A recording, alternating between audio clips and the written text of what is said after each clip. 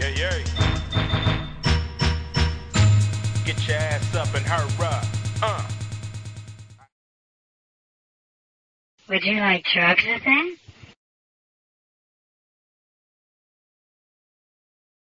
I'm going to jump in, Debbie, with a quick question. I have a mild reaction, so I'm probably a little more typical of the general population. I get a pulsating effect in the temples. Very common. And which is not pleasant. I mean, I'm not going to die from it, but I don't like it very much. And my question is, I want to avoid that. How do I know, when I'm in a restaurant, I mean, are they going to be honest with me if I ask, or will the menus tell me, or how can I avoid it? I'm sure many people do not realize the sauces that they've bought, the prepackaged seasonings and mixes that they use in a restaurant contain MSG. Mm-hmm. Something like oyster sauce in a Chinese restaurant, they may not realize that that's made from fermented beans. They may not know themselves, yeah. Right, and so you have to educate yourself, arm yourself with the knowledge you need to avoid it. Yeah, good advice. Ask the right question. What other? Give me a couple more of the we talked about the hydrolyzed vegetable protein thing, but what about something a little less chemical? I mean, terminology, the chemical... like bouillon or broth? Yeah, anything that people they might use on a regular basis is a little more recognizable term. Okay, well, you might see things like, gelatin. Mm-hmm. Gelatin itself contains it, Mm-hmm. because that's hydrolyzed bones. And so bones always contain glutamic acid. Our own bones contain it naturally. But when you hydrolyze it and boil it and use enzymes and food-grade acids to break it down, you're destroying the peptide links and creating this other form. So there's things like milk. Use whole milk. Use real butter. Milk, when they take out the fat, when you look at it, it's just blue clear. It's not very appetizing. And so what they do is they add dry milk solids, which have a free glutamic acid because they have been highly processed. Mm-hmm. And so that's something you can do is, switch to more natural foods. Shop the perimeter of your store instead of buying all the canned things that have been highly processed. Things like low-fat foods.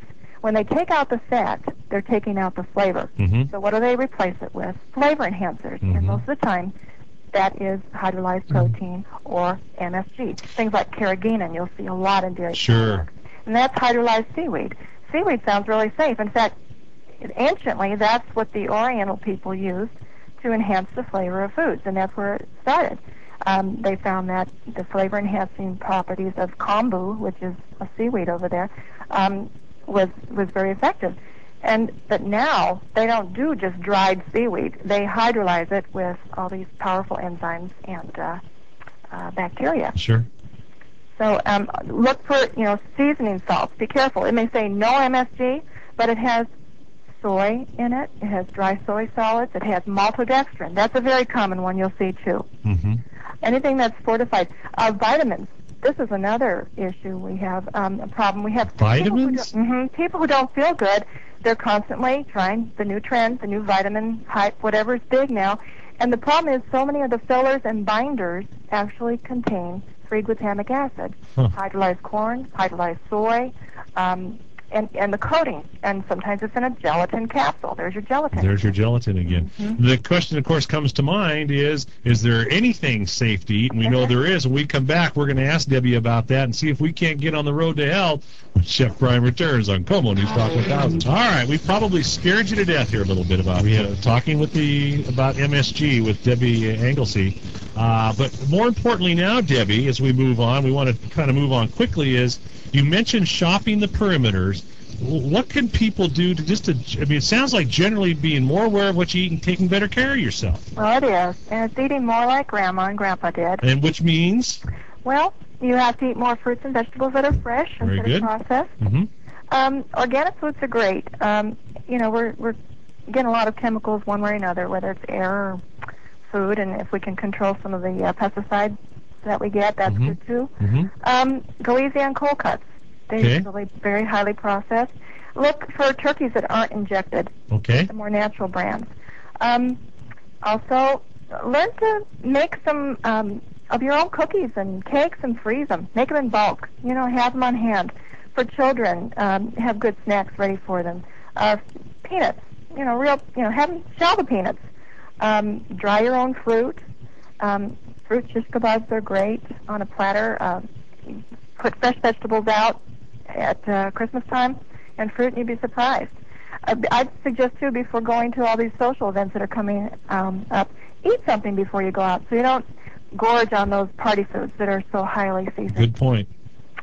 Just as a general health, good idea. Well, sure, we all need to eat more whole foods. Sure. Anyway.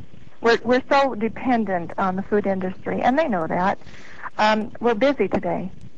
Mothers work, and we've become very, very dependent on these things. Now people can get the book. I call it the MSG book, or Battling the MSG Myth, by Cindy. It's called Front Porch Productions. Right. P.O. Box 895, Richland, Washington 99352, or on the web at www.msgmyth.com. Correct? That's right. And this way, if you feel like you have a problem, or I guess in this day and age, Debbie, what we're trying to do is help people identify better areas where they could better serve themselves, and serve. And in my case, I really have a focus on the kids better serving their children and better eating habits. And I think this is a great way to do it. That's very important. I think it's also important to realize that sensitivity can kick in at any time for any one of us. So it's not a matter of just eating it and you get sick. It could happen later as well. Yes, it's a cumulative effect. And Dr. Olney, very famous, he was on Fox News at 10 just a few weeks ago talking about this. And he's a world-famous scientist. And he said that we can get silent lesions of the brain and tumors.